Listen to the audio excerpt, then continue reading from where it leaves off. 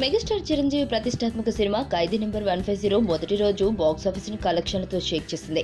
ప్రపంచవ్యాప్తంగా 37.28 కోట్లు రాబట్టి బాహుబలి తర్వాత రెండో సినిమాగా నిలిచి తెలుగు రాష్ట్రాల్లో 25.15 ఏకంగా బాహుబలిని బీట్ చేసింది. దీంతో తెలుగు రాష్ట్రాల్లో మొదటి రోజు అత్యధిక కలెక్షన్లు రాబట్టిన చిత్రంగా కొత్త రికార్డులను నెలకొల్పింది. అయితే రెండో రోజు మాత్రం కలెక్షన్లు భారీగా డ్రాప్ అయ్యి షాక్ ఇచ్చాయి. మొదటి రోజు 47.07 కోట్లు సంపాదించిన ఈ సినిమా రెండో రోజు ప్రపంచవ్యాప్తంగా 23 కోట్లను కొలగొట్టింది. అయితే మొదటి రోజుకు రెండో రోజుకు కలెక్షన్లకు చాలా తేడా ఉండటంతో మెగా అభిమానులను కలవరపెడుతుంది.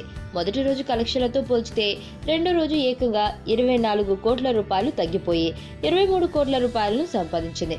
అమెరికాలో కూడా మొదటి రోజు $12,75,497 సంపాదించిన ఈ సినిమా రెండో రోజు $1,56,094 మాత్రమే నమోదు చేసింది. గురువారం నాడు బాలయ్య ప్రతిష్టాత్మక 100 చిత్రం గౌతమిపుత్ర శాతకర్ణి రిలీజ్ అవడం వల్లే రెండో రోజు ఖైదీ అంత తక్కువ కలెక్ట్ చేసిందని సినీ విశ్లేషకులు పేర్కొంటున్నారు.